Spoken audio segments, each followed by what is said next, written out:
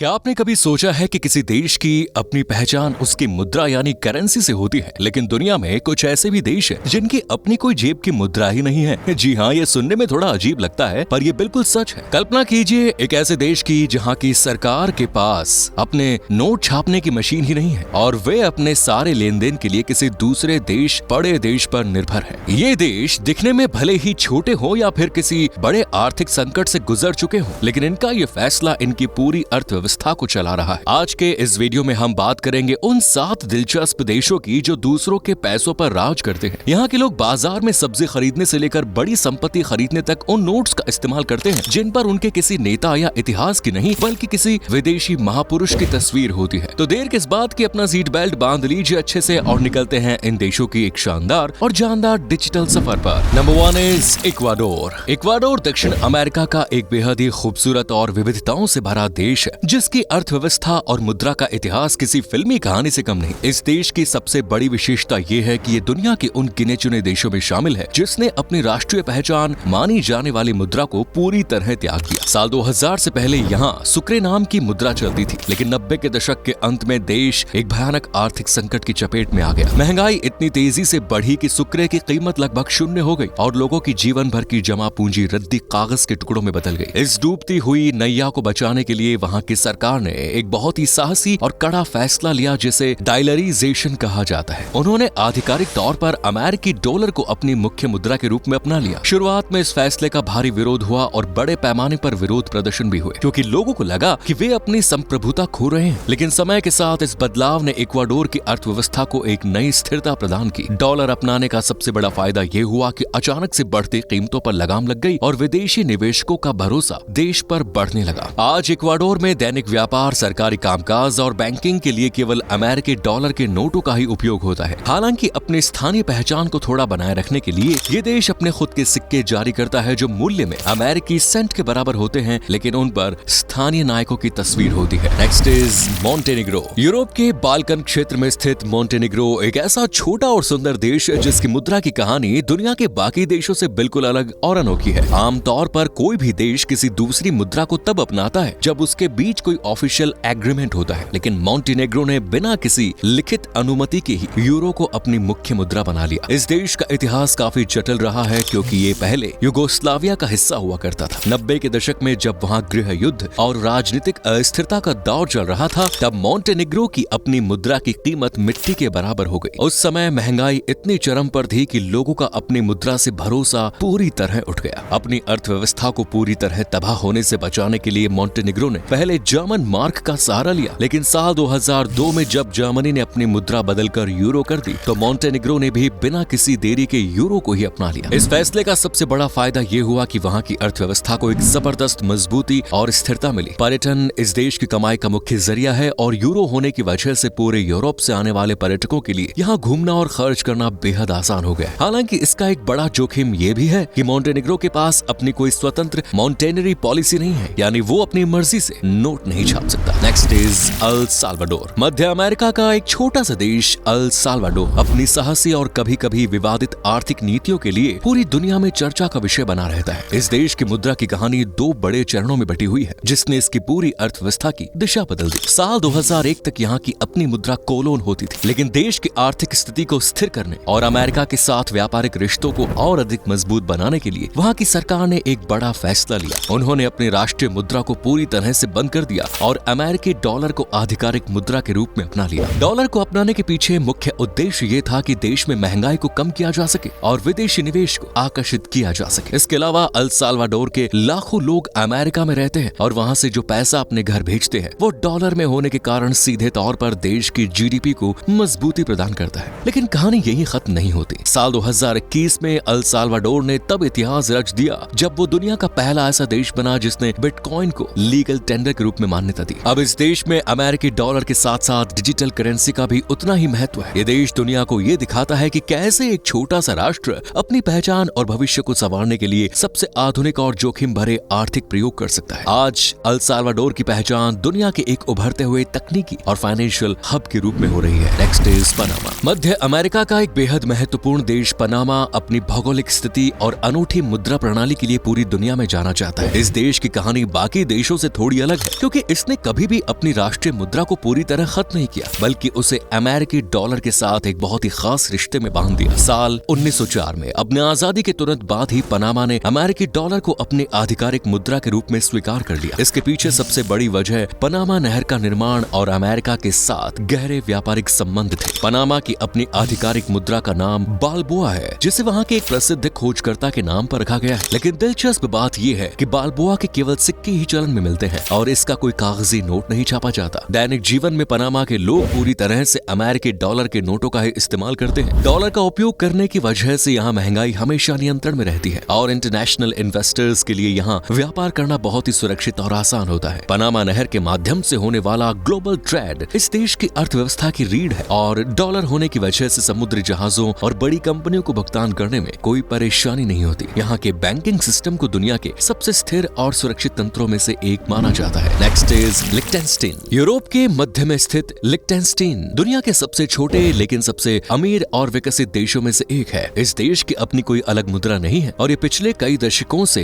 पूरी तरह से स्विस फ्रैंक पर निर्भर है। लिक्टेनस्टीन की मुद्रा की कहानी साल 1924 से शुरू होती है, जब इसने स्विट्जरलैंड के साथ एक ऐतिहासिक संधि पर हस्ताक्षर किए। इस समझौते के तहत लिक्टेनस्टीन ने अपनी पुरानी मुद्रा को त्याग दिया और स्विस फ्रैंक को अपनी आधिकारिक मुद्रा के रूप में अपना लिया। इस फैसले के पीछे सबसे बड़ी वजह ये थी कि एक बहुत छोटा राष्ट्र होने के नाते अपनी स्वतंत्र मुद्रा छापना, उसकी सुरक्षा करना और अंतर्राष्ट्रीय बाजार में उसकी कीमत बनाए रखना बहुत खर्चीला और कठिन काम होता है। स्विस फ्रैंक दुनिया की सबसे सुरक्षित और भरोसेमंद मुद्राओं में से एक मानी जाती है और इसका सीधा लाभ लिक्टेनस्टीन की अर्थव्यवस्था को मिलता है। यहाँ की प्रति व्यक्ति आय दुनिया में सबसे अधिक है और लोग बेहद आलीशान जीवन जीते हैं। डॉलर या यूरो के मुकाबले स्विस फ्रैंक में उतार चढ़ाव बहुत कम होता है, जिसकी वजह से यहाँ कभी भी इकोनॉमिक इंस्टेबिलिटी का खतरा नहीं रहता। यहाँ के लोग अपनी खरीदारी, व्यापार और कर का भुगतान केवल स्विस फ्रैंक में ही करते हैं। ये देश दुनिया के लिए एक बेहतरीन मिसाल है कि कैसे एक छोटा राष्ट्र अपने बड़े और शक्तिशाली पड़ोसी की मुद्रा अपनाकर खुद को दुनिया के सबसे अमीर देशों की सूची में शामिल कर सकता है। आज लिक्टेनस्टीन की पहचान एक मजबूत वित्तीय केंद्र के रूप में पूरी दुनिया में कायम है। Next is Nauru. प्रशांत महासागर के बीचों बीच स्थित नाउरू दुनिया का सबसे छोटा द्वीप राष्ट्र और सबसे छोटा स्वतंत्र गणराज्य माना जाता है। इस देश की भौगोलिक स्थिति और इसकी अर्थव्यवस्था की कहानी बहुत ही अनोखी और उतार चढ़ाव भरी रही है। नाउरू की अपनी कोई आधिकारिक मुद्रा नहीं है और ये पूरी तरह से ऑस्ट्रेलियाई डॉलर का उपयोग करता है। एक समय था जब नाउरू दुनिया के सबसे अमीर देशों में गिना जाता था, क्योंकि यहाँ फॉस्फेट के विशाल भंडार मौजूद थे। लेकिन 80 के दशक के बाद जब ये प्राकृतिक संसाधन धीरे धीरे खत्म होने लगे तो देश एक गंभीर आर्थिक संकट की चपेट में आ गया। ऐसी स्थिति में एक छोटे से द्वीप के लिए अपनी स्वतंत्र मुद्रा को अंतर्राष्ट्रीय बाजार में बनाए रखना और नोट छापने का खर्च उठाना लगभग असंभव था। इसलिए नाउरू ने ऑस्ट्रेलिया के साथ अपने करीबी रिश्तों और भौगोलिक निकटता का लाभ उठाते हुए ऑस्ट्रेलियाई डॉलर को ही अपना लिया। आज इस द्वीप पर होने वाला हर छोटा बड़ा लेन देन, सरकारी बजट और बैंकिंग कामकाज केवल ऑस्ट्रेलिया की मुद्रा में ही होता है। ऑस्ट्रेलियाई डॉलर को अपनाने का सबसे बड़ा फायदा ये है कि नाउरू को अपनी मुद्रा की वैल्यू गिरने या महंगाई बढ़ने का डर नहीं रहता, क्योंकि ऑस्ट्रेलिया की अर्थव्यवस्था बहुत ही मजबूत और स्थिर है। नाउरू का पूरा व्यापार और इम्पोर्ट्स भी ऑस्ट्रेलिया से ही होता है, इसलिए एक ही मुद्रा होने से व्यापारिक जटिलताएं बहुत कम हो जाती है। ये छोटा सा देश दुनिया को ये दिखाता है कि कैसे सीमित संसाधनों वाला एक राष्ट्र एक शक्तिशाली विदेशी मुद्रा की सुरक्षा कवच के सहारे अपनी अर्थव्यवस्था को टिकाए रख सकता है। Next is Kiribati. प्रशांत महासागर के सुदूर क्षेत्र में स्थित किरिबाती